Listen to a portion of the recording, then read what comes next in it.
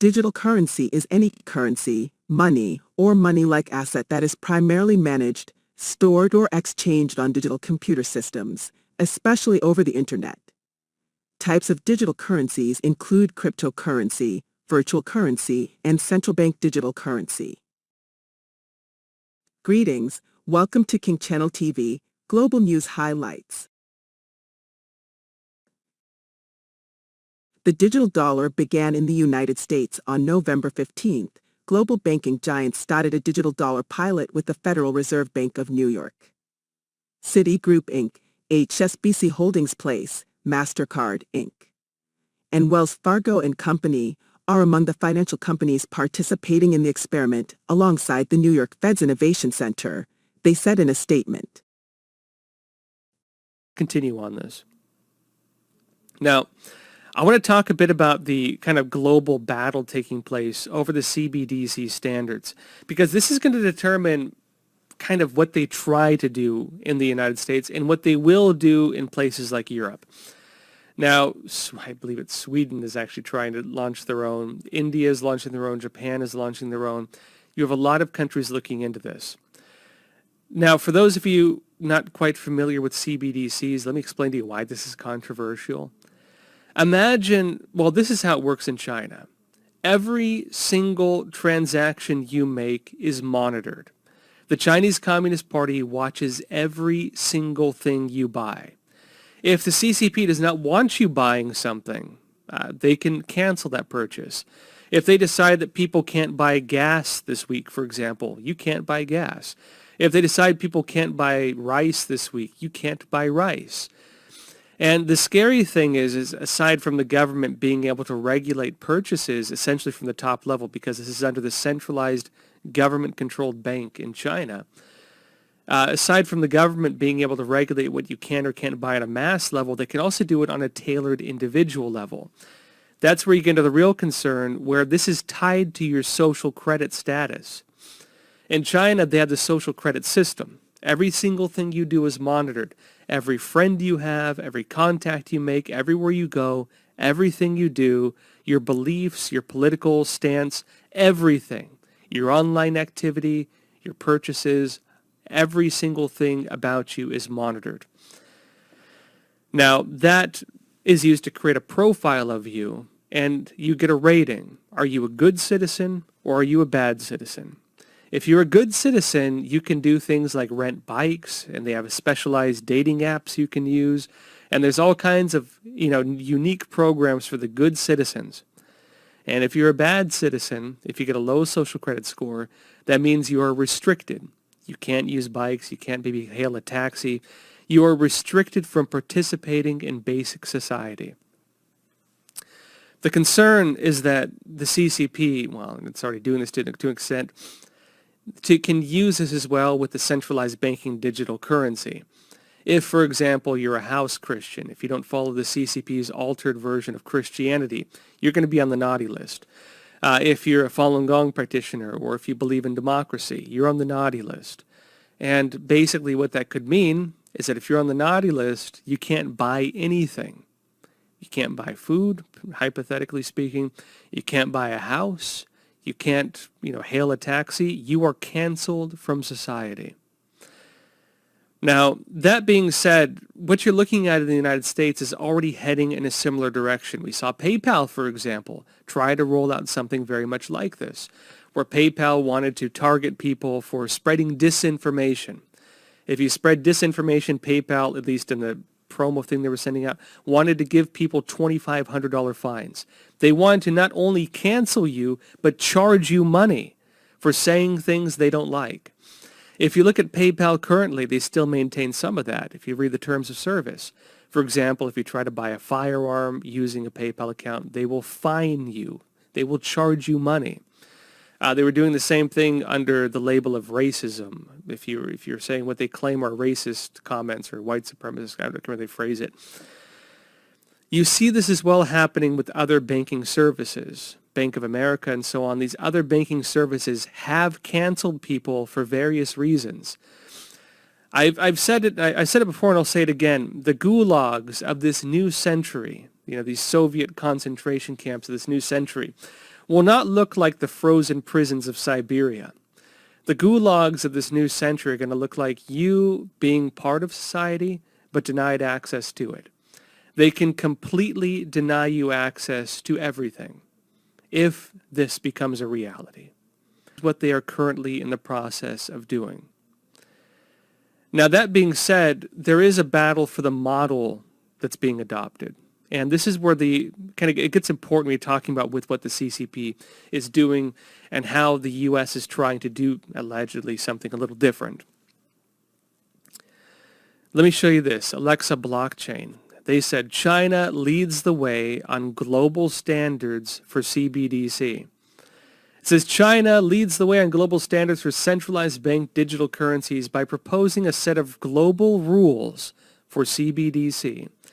China proposed a set of global rules for CBDC on Thursday, and from how they can be used around the world to highly sensitive issues such as monitoring and information sharing. Now, why does this matter? Okay, the issue with a CBDC is that it's trying to replace the normal currency we have. We already have a deformed currency. The current currency being used in most parts of the world is deranged. It is a perverse form of currency. The common form of currency we have is what you call a fiat currency, FIAT. Essentially, it means you have a useless piece of paper which is used to represent a set amount of value or something like that. The problem with that is, well, it's managed mostly by centralized banks, which can control the value of this. If you look at the Federal Reserve, for example, they can even bail out the banks when banks give risky loans, and then they pass on the cost of that to you by sucking out the value of your currency through the use of inflation. In other words, they print more money. As they print more money, the value of the dollar in your pocket gets taken away. They are stealing your money through the use of inflation. And because the money you have in your pocket is not real money, it's not the gold standard, you don't have gold or silver coins in your pocket or copper, you have a piece of paper that is a Federal Reserve note that is supposed to represent a set value that they determine, and a set value that they can actually reduce while maintaining the surface appearance of the value it states on the bill. Even though every 10 years they may double the amount of inflation, or double the amount of money in circulation, meaning actually the tangible value of that dollar in your pocket is cut by half every 10 years or so. It's a deranged form of currency. It is not normal. That being said, in order to have this become the standard, they had to have pretty much the whole world follow the model of it. If that were not the case, it could have been that, you're going to have maybe the United States is using the gold standard and Europe is on fiat currency. The issue you'd have is that if Americans are trading gold essentially for useless pieces of paper, of course they would use their useless pieces of paper just to buy all the gold. It'd be very easy to do. They could do things, even though technically they could still buy gold. They could manipulate the currency through the differences within the currency. And the problem they have now is if they want to roll out the digital currencies, they need to also get rid of paper money. They need to eliminate the ability of people to trade individually. Now, that being said, what they also need is a system that helps interlink the global digital currencies so that people, one, cannot escape the digital currencies, and two, so that people can trade internationally. That's what they're in the process of doing. And the current battle is deciding what that global standard is. Let me show you more on this. Carnegie Endowment for International Peace. They said this in 2021. They said Beijing's global ambitions for central bank digital currencies are growing clearer. It says as central banks around the world contemplate the risks and benefits of issuing central bank digital currencies, again, CBDCs.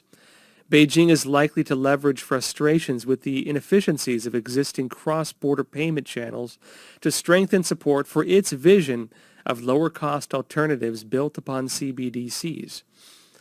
Now, It states, if realized, such arrangements could allow Chinese firms and their trading partners to reduce usage of the U.S. dollar for cross-border transactions and circumvent payment channels that the U.S. government can shut off to entities it sanctions for national security reasons. In other words, there's two things taking place. One is the rolling out of CBDCs and everything that entails, which we've been talking about. The other thing is that the Chinese Communist Party is also using this to challenge the dominance of the U.S. dollar. If the U.S. dollar is challenged as the world reserve currency, or at the very least, the one that is essentially the standard for everybody to use and there's no alternative, if that is disrupted, it means that the U.S. will have no way to assure international order. The United States will lose its ability to sanction. Because one of the main ways that sanctions work is if a country decides to just, roll into Tiananmen Square with tanks and just massacre, civilians or protesters, the U.S. can sanction them for it. If Russia decides to nuke, Ukraine, the U.S. can sanction them. If North Korea tries to threaten nuclear attack, the U.S. can sanction them. And what does that mean? It means the United States has a way of resolving international conflicts without going to war. We don't have to invade them. We don't have to bomb them. We can punish them in ways that tries to maintain some standard of global order, some standard of human rights, and holding them accountable without the need to go to war. If the U.S. loses that, it means that human rights around the world is over. Any standard, any kind of standard to hold other countries accountable for the abuse of their own citizens is gone. The only option, if that happens, would be invasion. The U.S., the only way it could maintain what we call the Pax Americana, the peace under America, would be war. That would be the end of it. Now, that being said, you could argue the U.S. has already kind of drifted a bit far from what it used to represent, unfortunately. But I'll tell you, it's still better than the alternative. It's still better than what the world would be otherwise. I've said this before, that the United States is an anomaly on the story of the world. It is an anomaly in the books of history because it set forward this idea that people are ingrained with inalienable rights granted to them by God, and that government is instituted among men to protect those rights. The role of government, in other words, according to the U.S. interpretation of law and the U.S. interpretation of the role of power, is that people have rights. There are human rights. That was not the understanding in the course of almost all of human history. That was not how things ever were in almost any part of the world. The traditional view of power was typically might makes right, strong rule by force. And, of course, the idea that the government couldn't just genocide large groups of people if they felt like it or enslave countries was just the way of doing things. The United States, even though it took a while to realize its original vision, really established these new understandings of what world power should look like. That system is going to be over if this takes place. Just letting you know what's on the line with this. Now, it says further in that China's state-sponsored digital currency, the digital renminbi, or ECNY, is already being designed to achieve these ends. The country's central bank, the People's Bank of China, state-run bank, right, stated in a July 2021 white paper that the digital renminbi is ready for cross-border use. In other words, ready to be used in other countries outside of China. Yet for Beijing's grandest ambitions for its state-sponsored digital currency to be realized, the digital renminbi must be interoperable with the CBDCs of other countries. What I was just saying. If you're going to have a CBDC, a centralized bank digital currency, and if it's going to work internationally, it needs to integrate. There needs to be one common standard around the entire world. The battle taking place right now is on what that one standard will be. It says, hence, the People's Bank of China is supporting the development of global CBDC standards. They are trying to control what that standard is.